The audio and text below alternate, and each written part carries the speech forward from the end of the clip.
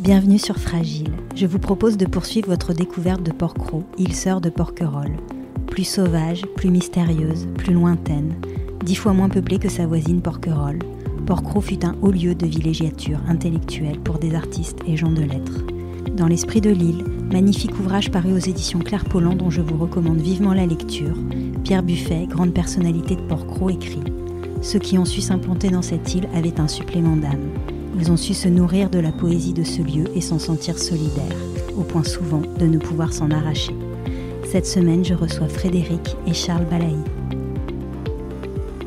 Bonjour Frédéric et Charles.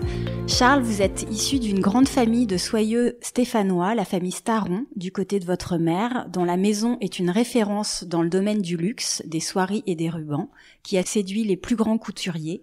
Votre grand-père maternel a découvert Porquerolles dans les années 20.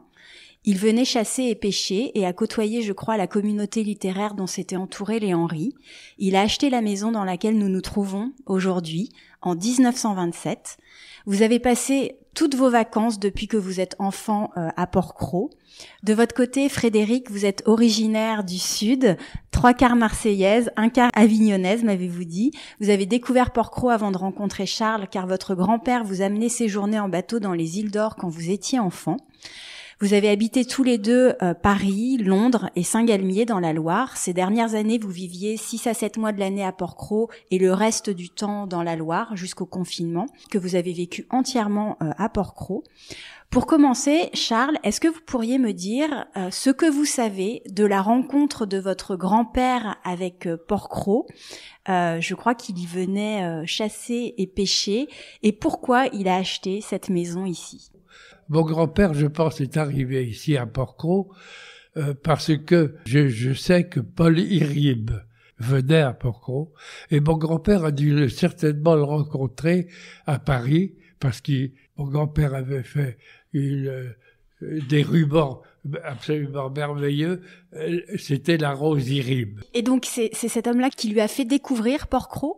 À mon avis, oui. J'en ai pas la preuve, mais tout concorde. La couture n'existait pas à cette époque-là. La couture a été le grand démarrage, c'est avec Dior, après la guerre. Hein. Oui, donc vraiment aux origines de la couture française, c'est ce que vous voulez dire. Il découvre Porquerolles. Oui. De là à acheter une maison à Porquerolles, il y a quand même eu un coup de cœur pour cette île. Est-ce quelqu'un vous a raconté l'histoire de la découverte de Porquerolles par votre grand-père et comment il a eu ce coup de foudre pour cette île? Écoutez, il est venu ici parce qu'il aimait la pêche et qu'il aimait l'ambiance ici, la chasse aussi. On chassait la bécasse avec des chiens d'arrêt. Donc, il avait fait connaissance avec des pêcheurs ici. Donc, le grand-père Staron logeait chez Henri Pascal et il allait à la pêche avec le fils de la maison. Mmh.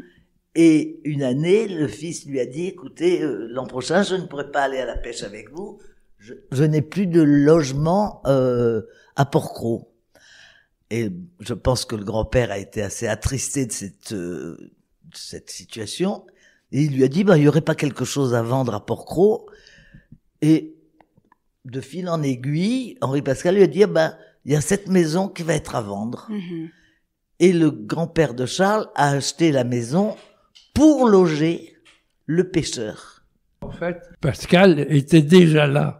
Il avait quitté l'hôtel qui avait été vendu à Monsieur Henri, voilà, et il était venu habiter ici, qui était une boulangerie où il vendait un petit peu de tout. Et donc, mon grand-père a immédiatement acheté cette maison et il partait à la pêche avec Pascal. Il avait pris également la sœur de Pascal, Jeanne, qui faisait la cuisine ici. Ils habitaient tous ici. Et Janine, qui était la fille de Jeanne et qui était mon ami puisqu'on avait le même âge. Finalement, votre grand-père a acheté cette maison parce que d'une part, il se plaisait bien à venir ici pour pêcher et chasser, et qu'en même temps, il accueillait dans cette maison cet Henri Pascal, sa sœur et la fille de sa sœur, c'est ça. Voilà. Et votre grand-mère, du coup, à cette époque... Elle était morte. Elle était morte, elle est d'accord. Morte, enfin, ma belle-mère était très jeune. D'accord. Donc, il venait en célibataire et il assistait à toutes les réunions littéraires et tout comme ça. Et sa femme lui avait fait jurer de ne pas se remarier. Ah. Et ce qui fait qu'il venait tout seul, et comme il habitait Saint-Étienne et qu'il voulait pas se montrer avec quelqu'un, il a rencontré, je ne sais où à Paris, je pense que c'est à Paris, Falconetti, qui était la première Jeanne d'Arc du Muet. Ah, magnifique, René Falconetti. Voilà. Et donc la Jeanne d'Arc de Dreyer. À mon avis, il l'a rencontré à Paris et il l'a amené ici pour que personne à Saint-Étienne ne sache qu'il était avec quelqu'un. Pour ne pas briser la belle promesse qu'il avait faite à sa femme. Très bien, donc je comprends mieux. Par contre, cette personne ne faisait pas partie forcément de la communauté littéraire et artistique de Port-Cros. À mon avis, oui, on ne sait pas très bien. On n'a pas de détails, mais comme il rencontrait beaucoup de gens dans Holland et compagnie, tout à fait. Elle fait certainement un peu partie de ça. Entre parenthèses, ce que je voulais vous dire, c'est que dans l'esprit de l'île, Pierre a récolté ce que les gens ont dit quand cette femme est venue. Elle avait les cheveux rasés pour le film de Dreyer, et donc elle est venue 2 ou 3 ans ici avec mon grand-père, et après ils se sont séparés, et voilà. Vos grands-parents ont eu combien d'enfants? 3. Donc qui sont venus également très tôt à Port-Cros. Oui. Et au bout d'un certain temps, mon grand-père a donné la maison d'ici à sa fille, à ma mère. Votre mère y a passé également ses vacances d'enfance? Pendant un certain temps, ma mère venait ici, mais mes oncles également, qui venaient à la pêche. D'ailleurs, vous pourrez voir les photos. Je crois que vous découvrez très jeune, Charles, Port-Cros. Peut-être que vous ne souvenez pas de votre première venue à Port-Cros, mais est-ce que vous savez à quel âge vous êtes venu à Port-Cros? 1933, quelque chose comme ça. Vous êtes né en 1930, c'est ça? Ouais. Donc vous aviez 3 ans. Donc la maison existait déjà. Oui, d'accord. Un certain nombre d'années, c'était la plage, évidemment. Et en 1932, mon grand-père avait acheté un bateau, qui était ce bateau-là, le Cucciobusco, qui a été fait par Rio Polo, qui est l'Italien qui a lancé les pointus dans le midi de la France. Voilà. Alors, Charles, vous êtes de la même génération que Pierre Buffet. Est-ce que vous vous mêliez aux enfants porcrosiens et quels étaient vos jeux à l'époque avec les enfants de l'île, si c'était le cas? Écoutez, avec les enfants de l'île, quand j'avais 7-8 ans, même 10 ans, on partait à la plage. Pour nous, c'était la plage. On n'aimait pas, moi j'aimais pas trop le bateau parce que à cet âge-là, si on faisait de la palangrotte, on n'était pas très bien. Vous vous souvenez des noms des enfants qui étaient présents à l'époque? Vous avez avec Pierre Buffet, il y avait encore Michel Ferry. Il y avait Micheline. Micheline, oui, mais Micheline était un tout petit peu plus âgé que tout. Il y avait Michel Ferry, il y avait Jean-Claude Ferry, il y avait Dany aussi qui était petite, mais qui a mon âge. C'était surtout Jadine, la fille du pêcheur. On était tout le temps ensemble. On allait dans les rochers avec un poisson et une fourchette pour attraper les crabes. Vous avez passé toutes les vacances de votre jeunesse à Port-Cros, Charles? Oui, oui. Alors j'étais partagé entre les vacances ici et les vacances également à côté de Saint-Étienne. Quelles images vous gardez de ces années de jeunesse à Port-Cros? Qu'est-ce qui vous reste? Ce qui me reste, c'est que on faisait partie des gens d'ici. C'est-à-dire et tous les pêcheurs, on les voyait tous les jours. On allait les regarder quand ils démaillaient. Et puis il y avait une petite épicerie à côté avec Madame Follis où on allait tout le temps évidemment acheter des bonbons et voilà. Ça je m'en souviens aussi, vous voyez. Est-ce que vous avez connu les Henry? Est-ce que vous avez connu Madame Henry? Je l'ai connue, je la voyais passer, Monsieur Henry aussi, voilà. Mais enfin, à 10 ans, bon, c'était plutôt mes parents. Mes parents les connaissaient bien, alors, très bien. Et mon grand-père aussi. Est-ce que malgré tout, parce que c'était quand même une personnalité, Madame Henry, qu'est-ce que vous en gardez comme image, comme souvenir? Qu'est-ce qu'elle vous inspirait à l'époque? Ah ben, elle avait une classe extraordinaire. La façon de s'habiller, de traverser le village, c'était fantastique, quoi. Une certaine autorité naturelle. Vous l'avez connue, vous, Frédéric, ou pas? J'ai connu une année de passage, ouais. Mais je ne lui ai pratiquement jamais parlé. Et alors, vous êtes d'accord avec Charles? Tout à fait. Ouais. Tout à fait, mais une autorité bien trempée.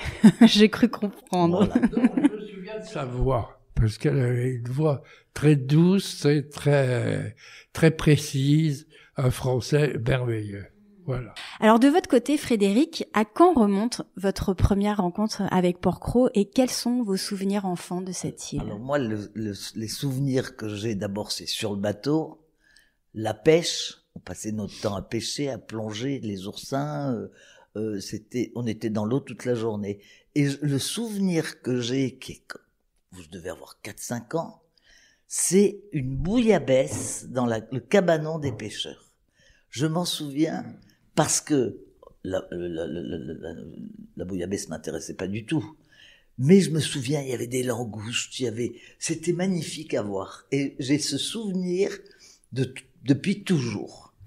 Et c'est un de mes premiers, enfin, à part la pêche et nager, plonger, faire comme ça, c'est le souvenir de l'île de Porquerolles qui est resté ancré en moi.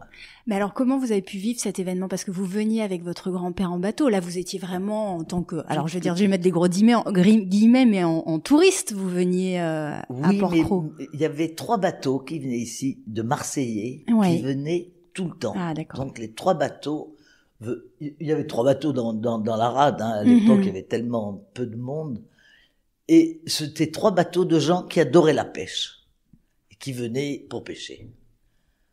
Et après, mon grand-père est mort et je suis venu, le bateau, et mon oncle en a hérité, oui. Et il nous invitait sur le bateau. J'y suis allé jusqu'à l'âge de 17 ans. Et à l'époque, vous côtoyiez des gens de l'île? Absolument. Absolument pas. Vous étiez vraiment... Absolument pas. Non. Est-ce que vous vous souvenez de cette impression que vous aviez peut-être, maintenant que vous êtes vraiment dans la vie de l'île, quelle est votre image, votre idée de Porquerolles quand vous êtes enfant? C'est un truc qui est resté ancré en moi toute ma vie. Et vous arrivez... Continue. Oui, mais ce que je veux dire, c'est que c'est intéressant parce que maintenant vous faites vraiment partie de l'île. Oui. Et du coup... J'ai pas l'impression d'être l'étrangère de l'île. J'ai l'impression d'avoir toujours été là. C'est une impression que j'ai depuis toujours. Ouais. Maintenant, je peux me tromper parce que j'ai pas les souvenirs des gens, j'ai pas de souvenirs ma mère en avait plein de souvenirs parce que ma mère, elle venait sur l'île, elle était... Mais quand mon grand-père est mort, ça a été différent, on venait moins souvent. Mm-hmm. On venait passer une dizaine de jours sur le bateau, alors qu'on passait 1 mois sur le bateau. Et c'était une joie de venir ici. On allait beaucoup à Porquerolles aussi. Parce qu'il y avait beaucoup de vie à Porquerolles. Mm-hmm. Pour nous, c'était plus rigolo, Porquerolles. Ici, c'était quand même très, très désert. J'imagine. De mon souvenir. Hein. On allait acheter le pain au levain, je me souviens. Oui, donc vous avez... Et on pêchait tout le temps, c'est facile, on était tout le temps avec une palangrotte, avec un trident pour ramasser les oursins, c'était un peu la vie qu'on avait. Mm-hmm. Est-ce que vous pourriez me raconter brièvement votre parcours géographique, professionnel, et peut-être pour commencer, votre rencontre? Est-ce que votre rencontre s'est faite ici ou pas? Pas du tout, puisque quand moi, j'avais 5 ans, il en avait 20. C'est évident qu'il ne me regardait pas. Alors comment ça s'est passé? On s'est rencontrés à Londres. Incroyable. Ouais, on s'est rencontrés à Londres, et en parlant, il m'a dit qu'il avait une maison à Porquerolles. Et mes yeux se sont éclairés, quoi. Une maison à Porquerolles, ça me paraissait Alors vous rencontrez impossible. À Londres, qu'on comprenne bien, parce que j'imagine qu'il n'avait pas 30 ans et vous 10, mais vous... Quand je l'ai rencontré, j'avais 19 ans. 19 ans, d'accord. 19 ans. Une année, il m'a invité à passer un séjour à Porquerolles. Et on s'est plus quittés. C'est en quelle année, ça? C'était en 66. En 66. Oui. J'avais 21 ans. Donc, vous venez découvrir Porquerolles. Et ensuite, donc, vous vous mariez peut-être, voilà, vous vous êtes mariés. Et comment s'inscrivait du coup l'île de Porquerolles dans votre vie? C'était devenu un lieu de vacances aussi? Complètement. Oui. Complètement. C'est-à-dire qu'on n'avait qu'une envie, c'était de venir ici. Même pas faire un voyage, même pas, on réfléchissait pas. Quand on était en vacances, plouf, quand les enfants étaient en vacances, à Porquerolles. Mes enfants ont vécu toute leur vie de vacances à Porquerolles. Alors, c'est peut-être une question naïve, mais est-ce que vous diriez que Porquerolles a scellé aussi en quelque sorte quelque chose dans votre relation? C'est fort possible. Alors, on s'en rend pas compte quand on a 20 ans, mais on s'en rend compte après. On se dit, finalement, c'est cette île aussi qui a fait que on a pu aller très loin, dans la vie. Vous qui êtes venu avant en vacances, vous le disiez, avec un regard un peu extérieur à l'île, même si vous appréciez alors d'y partager des moments en famille et des moments de vacances. Quels souvenirs vous gardez de votre premier séjour terrestre et de longue durée à Porquerolles? Est-ce que ça vous a marqué? C'est-à-dire que pour moi, c'était le bonheur. C'est-à-dire que on arrivait dans cette île, pour moi, c'était ce qu'il y avait de plus important de toutes les vacances qu'on avait. Même à Pâques, je venais avec les enfants, il faisait pas chaud, on venait, il y avait personne. C'était l'endroit où on avait envie de venir. Mmh. C'est le souvenir que j'ai, c'est une attirance, quoi. Un pôle d'attraction, quoi. Dès que c'était possible, il fallait un aimant. Dès que c'était possible, il fallait venir se ressourcer ici. Quels ont été vos parcours professionnels à tous les deux? Alors moi, j'en ai pas eu beaucoup. J'ai eu de la chance de pas beaucoup travailler, donc j'étais tout le temps en vacances. Et vous, Charles? Moi, j'ai pas eu beaucoup de choix. Dès que j'ai passé mon bac, j'ai fait l'école de tissage à Lyon, justement. J'avais envie de partir un petit peu de Saint-Étienne, parce que dans cette affaire, il y avait mon grand-père, mon père, mes deux oncles, c'était beaucoup pour moi. Donc je suis parti en Angleterre, puisqu'il faut absolument, dans mon métier, parler anglais. Et donc je suis arrivé là-bas, et finalement, on a fondé un bureau. Je faisais imprimer tous les dessins de Staron du côté de Manchester. Et j'ai pu donc travailler et vendre beaucoup de tissus à la confection anglaise qui était en avance sur Paris. Parce que Paris, c'était la couture, mais l'Angleterre, il y avait un peu de couture. Aussi, j'ai connu Norman Hartnell, qui était le couturier de la reine. J'envoyais mes liasses de tissus à Buckingham pour la reine, voilà.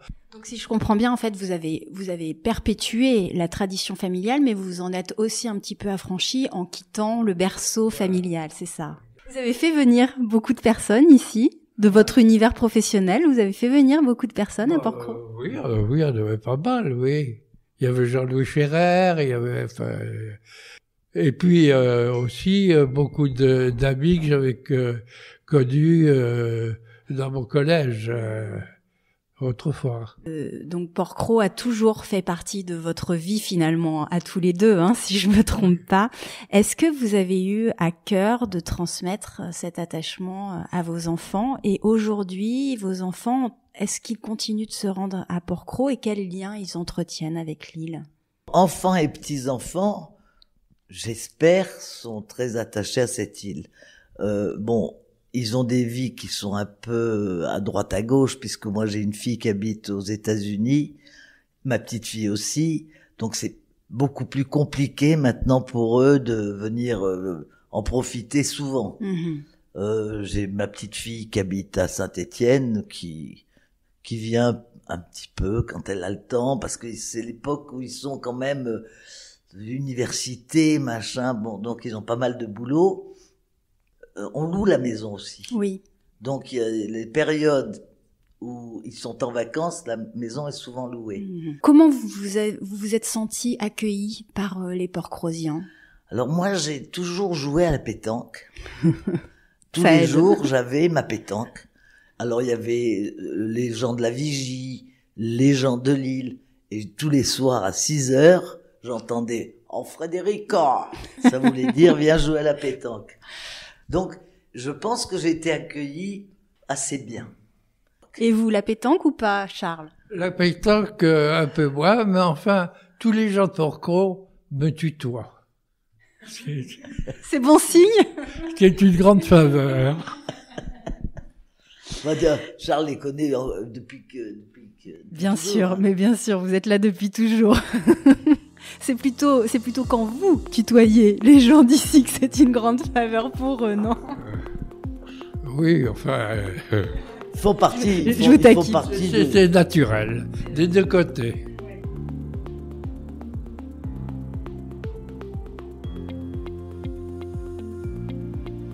Janine Sémuller écrit dans un texte intitulé « L'insularité rend fragile. Les Port-Crosiens sont ma deuxième famille. Avec leur façon de fonctionner qu'il faut connaître, il y a des codes. » Est-ce que vous êtes d'accord avec ça? Est-ce qu'il y a des codes ici?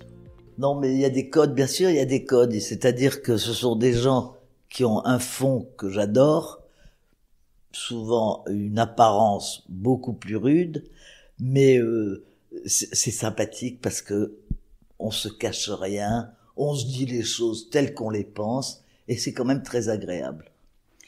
Un peu, pour nous, un peu une famille, Porquerolles. Hein. Oui, donc vous dites comme Janine Sémuller que c'est un peu une deuxième famille. Moi, je tutoie tout le monde, et la plupart des gens, enfin pratiquement tout le monde me tutoie, ce qui est très bien. Oui, mais surtout les gens sont très très gentils avec toi. Oui, très gentils. Bah oui.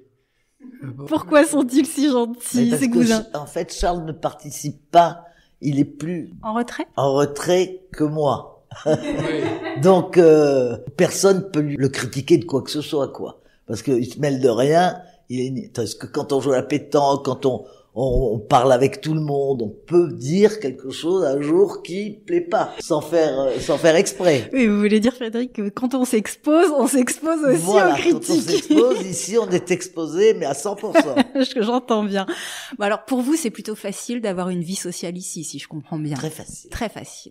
La crise sanitaire a marqué une nouvelle étape dans votre lien à Porquerolles, si j'ai bien compris, puisque vous y avez passé tout le confinement. Est-ce que vous pourriez nous parler de cette période? Frédéric, pour commencer. Alors au début, c'était un peu inquiétant. Alors déjà, vous avez fait le choix de venir ici. On était là, j'avais tout préparé, j'avais fait le ménage, j'avais tout préparé pour partir. Et il y a Joël Mort qui dit à Charles, mais c'est idiot que vous partiez, vous allez vous mettre dans la gueule du loup. Ici, vous êtes tranquille, vous prenez aucun risque. Pourquoi vous restez pas? J'y avais un peu pensé, mais j'osais pas trop à cause de Charles. Et c'est Charles qui a pris la décision, il a dit, on reste. Et nous sommes restés tout le confinement. Et ça a été des moments formidables. On avait le droit de pêcher dans le port. Ouais. On faisait des pétanques. On allait déjeuner à la Seine quand il y avait du soleil. On se réunissait tous. Soit j'amenais un plat, soit Joël amenait un plat, soit Dany amenait un plat. C'était vraiment fort sympathique. Et on allait faire le bois, les tracteurs, les quads. On a eu une vie, on sciait le bois devant la maison, chacun prenait ses bûches. On a eu une vie que j'ai trouvée, mais on s'est pas ennuyé une seconde. Incroyable, oui. Ce qui est quand même, c'était plein hiver, à 4h30, 5h, il fait nuit. Bon, en même temps, il faisait un temps exceptionnel. On a eu beaucoup de vent, comme il y en a de plus en plus, mais on a déjeuné dehors pratiquement tout le temps. Comme c'était le confinement, tout le monde était là. C'est ce que j'allais vous dire, c'est qu'il n'y a jamais eu autant de monde. Jamais, à mon avis, l'hiver, il y avait tous les Angers, il y avait Joël, il y avait Dany, il y avait nous, il y avait le fort, il y avait la Palue, tout le monde était là. Tout le monde était là. Vous, Charles? Tous les matins, et pratiquement seul, du côté du manoir, j'ai trouvé un calme et une beauté dans ces sous-bois que finalement, on regardait plus tellement. J'aime beaucoup dans ce que vous dites, Charles, parce que ça m'a été dit aussi à Porquerolles, où alors certes, évidemment, il y a plus de monde, mais ils ont été aussi confinés et vécu un petit peu à l'écart du monde. Et j'ai ce sentiment dans les témoignages que j'ai recueillis que ça a été une période un peu bénie, et comme vous le dites, une façon aussi de renouer véritablement avec la nature, parce que même si vous êtes ici baignés de nature en permanence, on peut parfois peut-être oublier ça, non? C'était extraordinaire. J'allais voir tous les matins, le seul copain que j'avais du côté du manoir, c'était l'âne. Non, et puis on a ramassé les myrtes, on a ramassé les champignons. En fait, on a eu une vie extraordinaire, que j'ai adorée. Ouais, mais je crois que c'est un sentiment partagé. Après, on a fait l'alcool de myrte. En fait, tout le monde se rendait service. C'était formidable pour ça, parce que nous, on n'allait pas faire nos courses sur le continent, mais Stéphane prenait son bateau, on lui faisait sa liste, il nous ramenait nos courses. Ça a été une entraide très chaleureuse et très affectueuse. Et un retour peut-être à une vie communautaire, peut-être plus importante. Oui, très importante et surtout avec de la douceur. Avec de la douceur. Ce qui n'est pas ce qu'engendre cette île en général. Ah, intéressant. On y reviendra, Frédéric. Vous avez décidé de vendre votre maison dans la Loire pour vous installer définitivement dans la région et trouver un pied-à-terre à Hyères. Est-ce que c'est une décision qui s'est imposée naturellement à vous? Non, pas forcément, parce qu'au début, moi je connais pas grand monde à Hyères. Je me suis dit, qu'est-ce qu'on va faire à Hyères? Donc j'ai regardé un peu partout dans la région du sud. Et bon, en regardant, je voulais aller un peu à Saint-Rémy où j'ai beaucoup d'amis, comme je suis avignonnaise, m'était dit on ira un peu dans cette région. Charles voulait pas en entendre parler. Puis en regardant sur internet ce qui se vendait à droite à gauche, on a trouvé un petit truc qui nous plaisait, et du coup on a pris la décision comme ça. Alors comment du coup vous avez décidé de répartir votre temps aujourd'hui entre... Aucune décision. Aucune décision. Vous prenez la vie comme elle vient. Il fait beau, tiens, hop, l'autre jour on est venu passer la journée. On n'a pas d'impératif. Pas d'impératif. C'est bien ça. Vous qui connaissez la vie insulaire et la vie sur le continent, qu'est-ce qui les distingue fondamentalement l'une de l'autre et qu'est-ce que vous trouvez ici que vous ne trouvez pas ailleurs? Ici, hors saison, c'est la paix, c'est royal. C'est la paix. Moi, c'est ce que je trouve. Charles, vous êtes d'accord avec ça? C'est la paix aussi, le calme, vous parliez tout à l'heure. Qu'est-ce que cette île vous apporte? C'est peut-être parce que j'ai un certain âge que je pense que je suis très bien ici. J'ai horreur de la foule, finalement. Mais est-ce que ça, c'est pas quelque chose qui était là un petit peu aussi avant? Parce que choisir de vivre sur une île, tout le monde n'en est pas forcément capable. Est-ce que vous pensez qu'il y a quand même des tempéraments qui sont plus à même de choisir la vie insulaire? Complètement. Oui, complètement. Je pense qu'il y a des gens, moi je vois autour de moi, quand j'ai dit que j'étais resté pendant 10 mois ici, les gens m'ont dit, mais comment tu as fait? Comment tu as pu résister? Il y a beaucoup de gens qui veulent pas rester sur une île comme ça toute l'année, ça c'est sûr. Non, il faut vraiment aimer l'île, aimer la solitude aussi, aimer le calme, ne pas aimer les mondanités, ne pas aimer faire des courses dans des boutiques pour pouvoir vivre sur une île. Moi, tout ça, ça ne m'intéresse pas du tout, donc je suis parfaitement bien ici. J'ai une petite série de questions très courtes sur vos liens respectifs à Porquerolles, qui sont peut-être pas les mêmes. Quelle est la saison que vous préférez vivre sur l'île? Écoutez, je crois que c'est juin. Le mois de juin, tout redémarre. Je trouve que c'est ce qu'il y a de plus beau. Mais finalement, dans l'île elle-même, qu'on se promène à n'importe quel moment, c'est toujours merveilleux. Frédéric, pour vous? Moi, j'adore septembre-octobre. Oui. Parce que là, tout est doux. L'eau est chaude. Octobre, on a une vie différente. C'est plus forcément la mer, c'est un peu plus la campagne, un peu plus la vie de l'île. Mais le mois de juin, j'adore parce que les journées sont très longues. Et ça, je trouve ça formidable. Est-ce qu'il y a des endroits que vous affectionnez particulièrement sur cette île et pourquoi? Tout ce qui est le vallon qui suit le Manoir, et puis le Manoir qui est un endroit extraordinaire. Tous les jours quand j'arrive là-bas, je trouve ça a une âme. Et vous, Frédéric? Alors moi, ce que je préfère, c'est la mer. Ouais. Donc ce que j'aime, c'est la Gabinière. J'adore Bagot. Voilà, là où je peux rester émerveillé, sans rien faire, simplement regarder. Je suis bien. Voilà. Donc moi, je suis plus mer que campagne.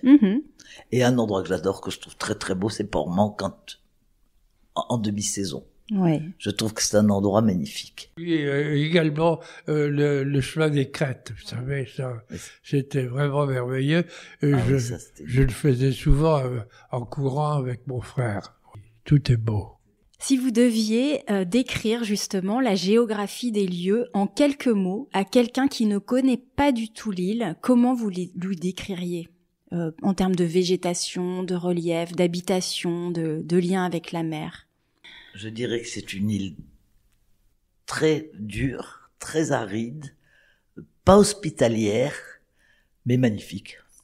Non, parce que c'est une île qui est pas très hospitalière comme Porquerolles, qui a des belles plages. Tout à fait. Ici, il y a très peu de plages d'ailleurs ici. Ah ben, il y a 2 petites plages qui sont très petites d'abord, et après c'est de la roche. Tout à fait. Qui a été bien fendue par le Mistral. C'est quand même dur, quoi. Oui, c'est pas une île dans laquelle on se dit qu'on va passer, voilà, une belle journée de plage. Voilà. Ouais, en tout cas, il faut pas y venir pour ça. On le fait à Porquerolles, ça, mais ici, c'est compliqué. Ouais. En fait, les gens viennent pour marcher. Oui, tout à fait. De plus en plus. Oui. D'ailleurs, vous devez voir certainement, voilà, une certaine forme de tourisme très différente de celle qu'on peut voir à Porquerolles. Tout à fait. Mais d'abord, il n'y a pas de jeu. Il n'y a pas de vélo, il n'y a pas de ceci, vélo électrique maintenant. Enfin, donc les gens viennent avec leurs 2 bâtons et ils partent faire des grandes balades. Oui. Ce qui est plutôt sympathique, d'ailleurs. Oui. Moi, c'est une forme de tourisme plutôt respectueuse de la nature et de l'environnement. Oui. Tout à fait. Charles? Il y a des gens qui ne supportent pas. Il y a la femme de mon frère Claude, ne supportait pas d'être dans une île. Pourquoi? Elle se sentait enfermée, et donc elle n'avait pas à venir ici. Voilà.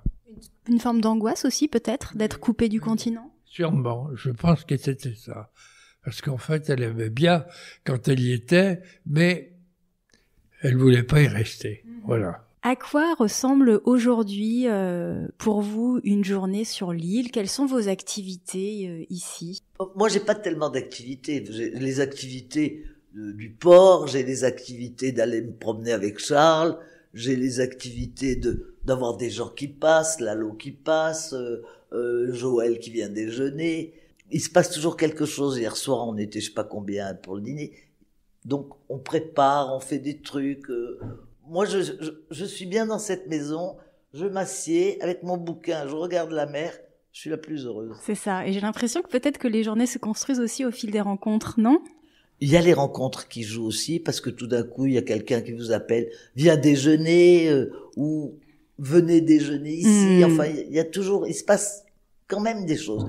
Et puis moi, je suis un peu une accro du jeu, et je joue aussi au bridge sur Internet. Vous n'avez pas de personne ici pour jouer avec vous au bridge? Non, avant, oui, il y a au manoir, on pouvait jouer au bridge parce qu'il y avait des clients qui jouaient au bridge. Alors on jouait. Mais là, maintenant, j'ai mon ordinateur, mon Internet, mon bridge. Il pleut, je fais des bridges sur Internet. Vous, Charles, vous faites du bridge aussi? Non, j'aime pas les cartes, non. Dans ma famille, on n'a jamais joué aux cartes, alors... Dans la mienne, oui. Donc c'est... Par contre, sur mon iPad, je suis au courant de tout ce qui se passe dans le monde. Alors aujourd'hui, d'ailleurs, on est le jour du second tour des élections présidentielles, donc c'est un jour important. Vous êtes juste en face du bureau de vote. Est-ce que vous avez... Il est quelle heure, là? Je sais pas, il doit être 10h30 en ça. Vous avez vu passer du monde ce matin? Il va y avoir quoi, 20 votants ou 15 votants, hein? Ça fait événement ou pas sur l'île? Ça faisait, alors, quand il fait beau, ça faisait un événement dans le sens où on se retrouvait tous pour un apéritif, et même chacun apportait une tarte, une pizza, une quiche, et on déjeunait tous ensemble. Une salade de riz, n'importe quoi, du rosé, bien sûr, toujours très bien arrosé. Et aujourd'hui, il fait pas beau, on a dit qu'on prendrait l'apéritif ensemble. Ah. Donc après, chacun déjeunera chez soi. Mais c'était sympa de se retrouver à un déjeuner où il y avait tous les gens de l'île. Est-ce que vous pourriez, l'un et l'autre, et certainement pas le même souvenir, mais est-ce que vous pourriez me raconter un souvenir ou une anecdote marquante que vous avez vécu à Port-Cros ? Quelque chose peut-être dont vous vous dites, soit quelque chose qui vraiment vous a marqué, une belle histoire, soit quelque chose dont vous vous dites, j'aurais pas pu le vivre ailleurs qu'ici. Frédéric, je sens que vous avez... Alors, nous avons vécu, tous les deux d'ailleurs, à Bagot, dans la calanque qui est en dessous du fort. C'est un souvenir hors norme. Nous étions tous les deux, et puis il y a un bateau qui arrive, c'était au mois de septembre, il y avait personne. Il y a un bateau qui arrive qui se met, on va dire, à 20 mètres de nous. Et on commence à râler. Mais la mer est grande, ils viennent à 20 mètres de nous. Bon, très bien. On se baigne, on continue, et tout d'un coup, il y a une femme qui se met dans l'eau avec une énorme bouée, comme ça. D'abord, le drôle, c'est que ce bateau, je vois un personnage du bateau qui prend un énorme plastique et qui va le jeter sur Bagot. Il l'avait ramassé en mer, certainement, et c'était plutôt... Bon. Il va le jeter sur Bagot. Je le hèle, je lui dis, est-ce que vous pouvez me reprendre ce plastique? Vous le mettez sur mon bateau, je le mettrai dans une poubelle à Port-Cros. Il fait ça, je trouve ça plutôt sympathique. Je prends ce plastique dégueulasse parce que c'est plein de mazout, trucs comme ça. Je le mets sur le bateau et très bien, on continue à mener notre vie. Et tout d'un coup, cette femme se met dans l'eau. Elle se met à chanter l'Ave Maria de Gounod. Une voix, mais hors norme, qui a résonné dans toute la calanque. On avait des frissons. On était là, mais on se disait, mais qu'est-ce que c'est? C'était Nathalie Dessay qui était en train de chanter. Et alors, nous, discrètement, on fait un tout petit applaudissement parce que c'était tellement hors norme. Et il y avait quelqu'un sur le bateau qui nous dit, vous avez une chance exceptionnelle, elle ne le fait jamais. Merci. Ah, magnifique. Ça, c'est un souvenir que je n'oublierai jamais. Vous avez ce même souvenir, Charles? C'était extraordinaire. Ah oui. Vraiment. Est-ce que vous avez peut-être un autre souvenir, Charles, peut-être de votre enfance, de votre adolescence ou... Oui, les bouillabaisse faites par Henri Pascal et également les langoustes faites par Jeanne Pascal. C'était vraiment extraordinaire. Les langoustes, alors Henri Pascal nous emmenait et vous savez, pour les paniers à langoustes, il faut les jeter à la mer, au fond, mais il faut les tirer pour qu'ils s'accrochent dans un rocher. Alors, là, évidemment, c'était compliqué et ça durait très très longtemps. Parce qu'il fallait, après, quand on venait les retirer, il fallait les décrocher de là où on les avait mis. À écouter les insulaires, on comprend que les îles sont des lieux de paradoxe, des espaces délimités, ouverts sur l'infini. Pierre Buffet, dans L'Esprit de l'île, écrit, en parlant de la vie sur l'île, « Y vivre requiert une vigoureuse résistance à la solitude, une difficulté d'être plus éprouvante qu'en d'autres lieux, et en même temps, les îles offrent la tentation de pouvoir mieux y donner vie à ses rêves. » Est-ce que vous êtes d'accord avec ça et qu'est-ce que ça vous inspire? Alors moi, je ne vois absolument pas de solitude dans l'île. Ah. C'est pas quelque chose qui me marque parce que il y a toujours du monde, il y a toujours notre maison est placée à un endroit qui est assez gai aussi. Un lieu de passage. Voilà. Donc la mer bouge tout le temps, on voit tout le temps la mer. Pour moi, il n'y a pas de solitude avec la mer. Il y a de la solitude dans une campagne, et là, je peux avoir une solitude angoissante. Mais la mer, il n'y a pas de solitude pour moi. Je pense qu'il n'y a pas de solitude parce que c'est beau sur l'intérieur de l'île, mais c'est aussi beau dans la mer tout autour de l'île.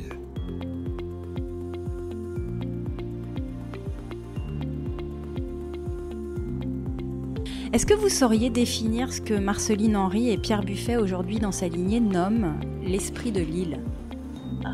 L'esprit de l'île, c'est le bien-être qu'on ressent dans cette île. Et c'est très personnel, à mon avis. C'est intéressant, c'est très personnel. Oui, c'est très personnel parce que il y en a qui ont l'esprit de l'île de la mer, de la garrigue. Moi, j'ai l'esprit de l'île de ce que je ressens intérieurement et qui me suffit à moi-même. Mmh. Sentiment de plénitude peut-être ou pas? C'est un sentiment d'y être bien. Plénitude peut-être pas, mais d'y être bien, mais intérieurement. Au bon endroit. J'ai l'impression. Et cet esprit de l'île pour vous, Charles? Donc d'être ici, c'est mieux que de partir n'importe où, je crois. C'est bête de dire ça. Pas du tout. Non. C'est-à-dire que c'est ici que vous êtes bien. Oui. Dans ces territoires comme Port-Cros, on peut craindre l'extinction progressive de la vie locale au seul bénéfice d'une fièvre estivale. L'île a vécu la fermeture de son école. Est-ce que vous craignez une extinction progressive de cette vie un peu sociale à Port-Cros? Je la crains parce que je trouve que l'été, on voit pas les choses de la même manière, mais je trouve que l'hiver, les gens qui ils y sont nés pour le moment, mais est-ce qu'il y aura une suite? Les gens qui y sont nés supportent parfaitement bien, mais la suite, j'en suis pas persuadé.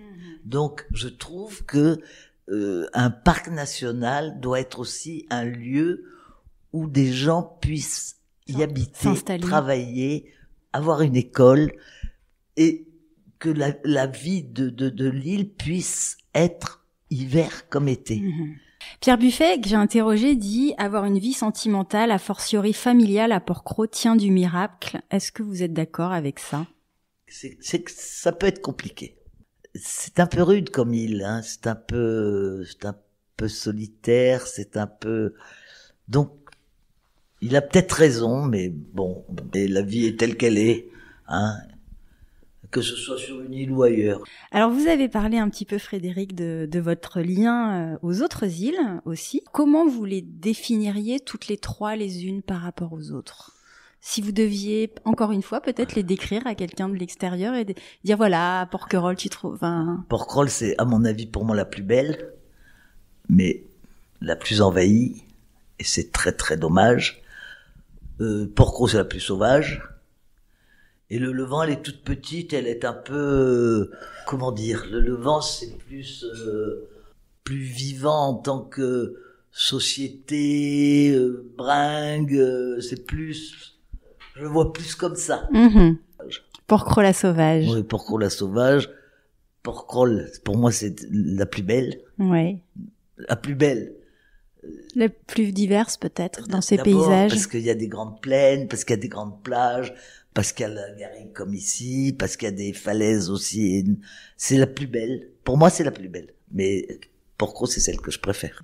Comment vous avez vu l'île évoluer et quel regard vous portez sur ces changements? Ce que je regrette, c'est quand je vois le port, comme me disait Jean-Claude Ferry, me disait, c'est plus la peine de prendre des photos du port. Autrefois, vous aviez tous les pointus qui étaient là. Mais maintenant, les bateaux sont pas beaux. L'île a évolué. D'abord, le commerce a pris quand même une certaine priorité. Du coup, les bateaux rapides, plus de bruit, mais c'est sympathique aussi, hein, parce que ça dure pas longtemps. Ça dure 1 mois et demi par an. Et les bateaux c'est vrai que les bateaux avant, il y avait, quand on venait, moi, avec mon oncle ou mon grand-père, on était 6 bateaux que des bateaux magnifiques, que des bateaux en bois, des voiliers en bois magnifiques. Aujourd'hui, regardez, on regarde, ça n'a plus rien à voir. Alors, ce sont des bateaux qui servent servent au commercial, qui servent à la rapidité, ce qui n'était pas le cas avant. Je devrais pas le dire, mais je le dis quand même, c'était mieux avant. Ah oui, ça c'est une phrase que je supporte pas. C'est la phrase que j'interdis dans cette maison. Marceline Henry, avec le soutien d'André Malraux, alors ministre, a œuvré pour la protection de l'île, pour que l'île devienne parc national. Est-ce que pour vous, ça a été déterminant dans la protection de Port-Cros? Est-ce que c'est suffisant? Ça a été important pour que l'île reste telle qu'elle est. Mais telle qu'elle est, extérieurement parlant. Mais de l'intérieur, je trouve pas que, enfin, il commence à prendre des décisions qui protègent un peu plus les fonds sous-marins, les trucs comme ça. Mais quand on voit arriver des trentaines, quarantaines de bateaux pleins de plongeurs qui vont tous au même endroit, où il y a trop de mérous, pas assez de je sais pas quoi, je trouve que il n'y a pas un équilibre qui est bien fait. Ouais, il y a une chose que je regrette, c'est de pas avoir enregistré les pêcheurs qui étaient ici, comme Étienne, comme enfin tous les gens d'ici. Quand je suis arrivé, ils racontaient des histoires, c'était merveilleux. Oui, ça c'est fini, ça. Ça, on m'en a parlé. J'ai interviewé notamment Raymond Tolary, qui m'a raconté les histoires d'Étienne Papassodi. On se retrouvait dans la maison d'Étienne, qui nous racontait des histoires avec sa manière de parler, qui était imagée, qui était, vraiment c'était, mais on pleurait de rire. Avec Alfred, qui se mêlait. On pleurait de rire, c'était très très drôle. Est-ce que vous diriez c'était une île avec des personnages, des personnalités? Oui, mais toujours. Hein. Toujours. Moi, je trouve que dans l'ensemble, je parle des vrais de l'île, ouais. Ils ont toujours des personnalités très fortes, très arides, très... Marquées.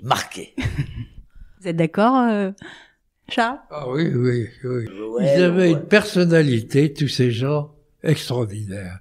Les gens comme Étienne, par exemple, et quand on allait regarder quand il nettoyait ses filets et tout ça, il racontait des histoires incroyables. Alors, moi avec Étienne, on était vraiment, il avait, je sais pas moi, 30 ans ou 40 ans de plus que moi, j'en sais rien.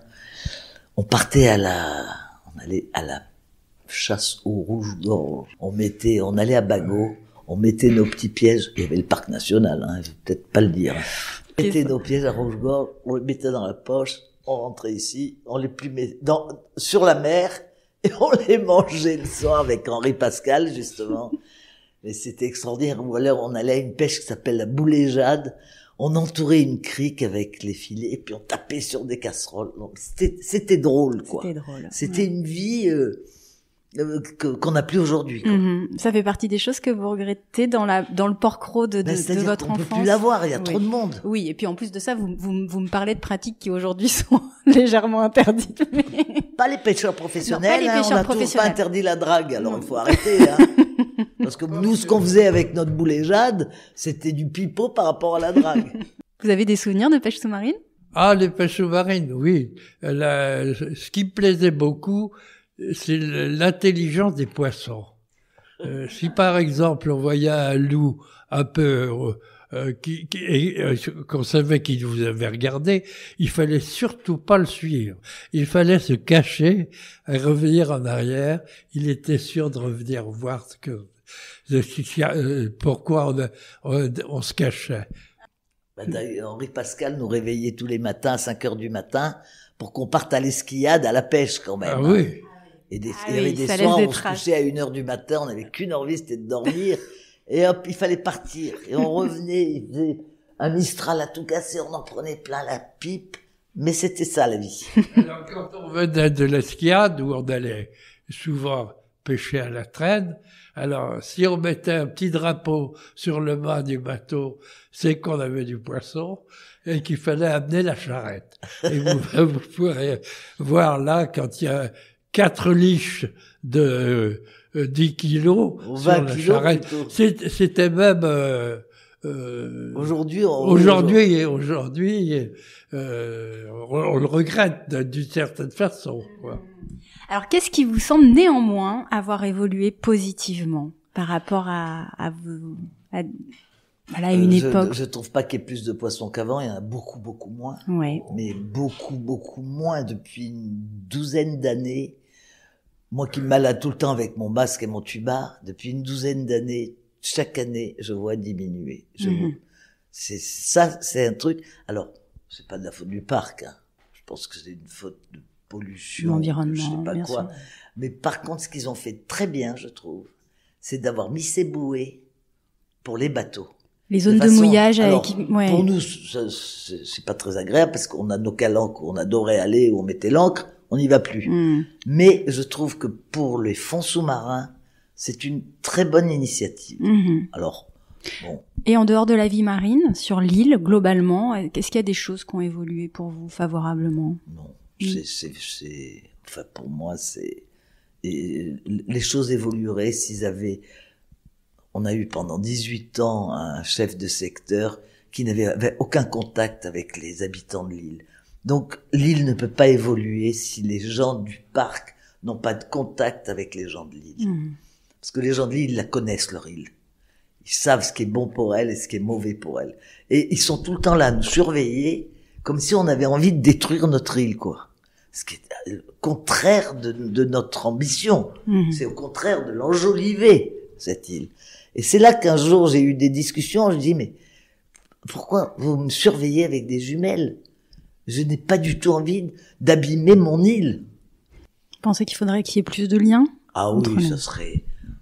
Alors là, on a eu Francis, qui est formidable. Heureusement, il part. Oui, je crois qu'il part à la retraite. Il était formidable parce qu'il avait compris les gens de l'île et il évoluait avec eux. C'était intelligent, quoi. C'est une espèce d'entente cordiale qui pourrait être intelligente. Quels sont, selon vous, les grands enjeux de Port-Cros dans les années à venir? J'espère qu'il n'y en aura pas, surtout parce que au début, avant qu'il y ait le parc national, avant que Madame Henry mette parc national, il y avait des ambitions de pas mal de gens qui auraient complètement abîmé l'île, quoi. Alors, il l'aurait rendu très publique, quoi. Alors, elle est déjà publique avec tous les bateaux qui arrivent. J'espère qu'il n'y a pas trop d'ambition. Pour moi, l'ambition, c'est qu'elle reste telle qu'elle est, le plus possible. Et pour les habitants, tout à l'heure, on parlait justement de cette vie insulaire, essayer de la préserver aussi. Est-ce que vous voyez un risque de désert social sur cette île à un moment donné? Je le vois, moi. Mais maintenant, je serais morte. Mais je le vois, ce désert social. Et je disais, il y a quand même quelques ruines de maisons. Alors, est-ce que les gens sont capables d'habiter dedans? C'est difficile aussi, hein. Donc, c'est un peu paradoxal. Hein. C'est comme...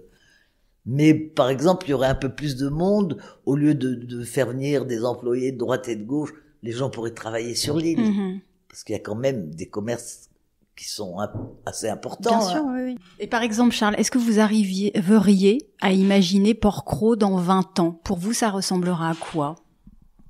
Écoutez, je trouve que on est en train de tout massacrer.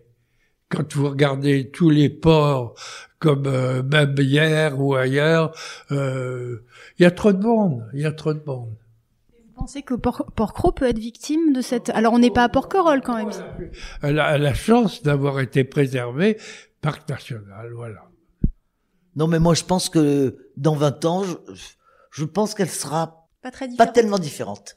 Il y a eu tellement de projets qui ont été abandonnés, heureusement, pour cette île, grâce à Madame Henry, qui a vraiment voulu conserver cette île vraiment telle qu'elle est, sans construire des grands bâtiments énormes. Voilà. Oui. Quelle est votre définition du Port-Crosien? Pierre a fait la meilleure définition qui existe avec sa châtaigne. Elle est tellement bien, c'est exactement ça, voilà. Il a dit les Port-Crosiens, c'est comme un marron à qui qui est plein d'épines, et quand on enlève les épines, c'est que du bon. Et alors, si vous y mettiez un petit peu de votre couleur à vous, moi, j'ai trouvé que je crois qu'il n'y a pas tellement de définition meilleure que celle que Pierre a donnée. Moi, je trouve que les gens de Porquerolles, ils sont comme ils sont. Je les aime comme ils sont. Entiers. Ils sont très entiers, ils sont très nature, ils disent ce qu'ils pensent, et j'aime bien ça. Quand vous pensez à Porquerolles, que vous êtes par exemple à hier ou ailleurs, ou même quand vous êtes ici, quand vous pensez à Porquerolles, quelle est la première image qui vous vient à l'esprit? Vous savez, j'ai une maison où tout est souvenir pour moi. Les meubles qui sont là étaient là, c'est mon grand-père qui les a choisis. Pour moi, ça compte beaucoup. Une maison de souvenirs, oui, c'est vrai. On peut le comprendre, c'est peut-être finalement ce qui a le moins changé, peut-être aussi pour vous sur cette île. Oui, ça n'a pas changé pour moi. C'est la seule chose, d'ailleurs, ici, qui n'a pas changé. Le port a changé, ma maison n'a pas changé. Et pour vous, Frédéric, qu'est-ce qui vous vient à l'esprit? Alors moi, c'est que cette île, elle est jamais pareille. Suivant le temps, suivant la lumière, suivant le coucher de soleil, suivant les vagues, suivant le calme, elle est jamais pareille. Et c'est pour moi, on ne s'ennuie jamais. Je regarde la mer, je regarde les arbres, je regarde le pin de là-haut, je regarde le fort. J'ai jamais les mêmes couleurs. Ouais. Je prends des photos de temps en temps. Je me dis, mais le fort, on dirait qu'il est doré. Je vois le soleil qui tombe dans la mer, rouge écarlate. C'est jamais pareil. Mmh. Bon, je vous remercie beaucoup. Merci beaucoup à tous les deux pour vos regards croisés sur cette île et vraiment votre attachement communicatif à cette île. Merci beaucoup. Merci à Frédéric et Charles pour leur attachement communicatif à Porquerolles. Pour retrouver toutes les notes de l'épisode, rendez-vous sur fragileporquerolles.toutattaché.com. Si ce n'est pas déjà fait, vous pouvez toujours vous abonner au podcast Fragile sur Apple Podcasts, Deezer, Spotify ou toute autre plateforme d'écoute. Cela vous permettra d'être notifié des nouveaux épisodes tous les 15 jours. Et si cet épisode vous a plu, vous pouvez désormais mettre 5 étoiles sur Spotify et toujours laisser des étoiles sur Apple Podcasts avec un petit commentaire. C'est la meilleure manière de soutenir ce podcast et ça me fait toujours infiniment plaisir de vous lire. On se retrouve très vite. À bientôt.